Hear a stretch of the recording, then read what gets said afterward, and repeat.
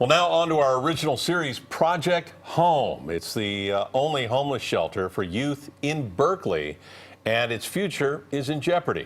A nonprofit has millions to spend on a new property to house young people experiencing homelessness. But in tonight's Project Home, Susie Steimle shows us how public pushback is making that purchase impossible. It might not look like much or sound like somewhere you'd want to stay. It's kind of small, old, not really ventilated. Poorly insulated. It smells like feet, you know? But to both Jake Gleistein and Montel Ward, this is hallowed ground. I believe that without the Yay, I wouldn't be me today. It's known as the Yay, a youth homelessness shelter operated out of the Lutheran Church of the Cross in Berkeley.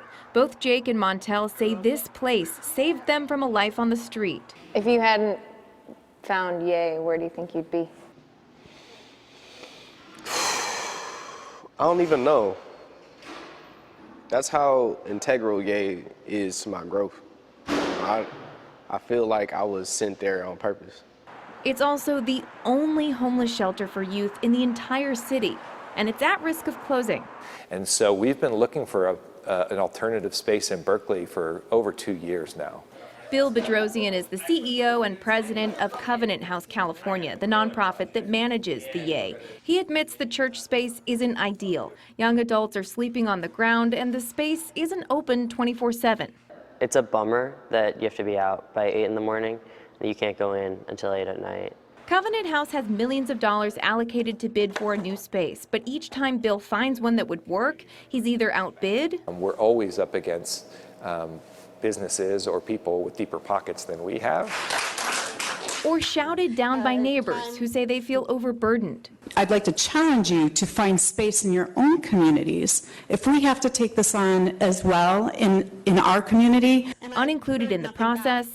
Not only was there no outreach to the community, there was zero community engagement. And stressed out about their own safety. Why don't we put them in the Berkeley Hills? We are at a place now, after 2 years of looking, we're looking again with really no prospects of where we can go. How difficult is this for you? I love the shelter. I love the work that they do. Pastor Kerry Bastian says he's disappointed to see any community pushback.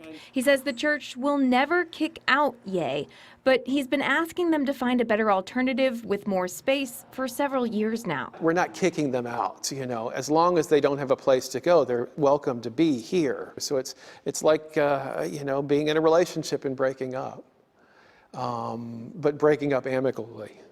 If you were to ask the 20-somethings, they think the adults are overcomplicating things. If you're pretending that you care so much, the thing to do is to actually do something. So to you, it's that simple. It's that simple. Both Jake and Montel started out on the street with some mental health issues and basic needs not being met. Now they're both housed, working, and able to be 20-somethings who don't have life figured out just yet. It's not like I would spend a night there and then everything was fine and I'm a contributing member of society and I've got a job and all that stuff, and wasn't that quick. They're refreshingly down to earth and positive about all of it. They also have the wisdom to realize being grounded is a newfound luxury. They're able to be grounded because they're not on the street. Not to say that I really know what I'm doing with my life. I don't. Yeah, right. But having a place to stay gives me some of the security to find out. Yay's backup option is one that's been proposed by Governor Newsom. A few weeks ago, you might remember the governor announced that the state will house up to 70 homeless people in FEMA trailers in Oakland. If this nonprofit can't find a space in Berkeley, some youth will likely be staying in some of those trailers, but they're hoping to have another option. It's shocking because, homelessness is such a huge issue. It's a huge issue everywhere, but especially here in Northern California. And there are so many resources, although it never seems to be enough.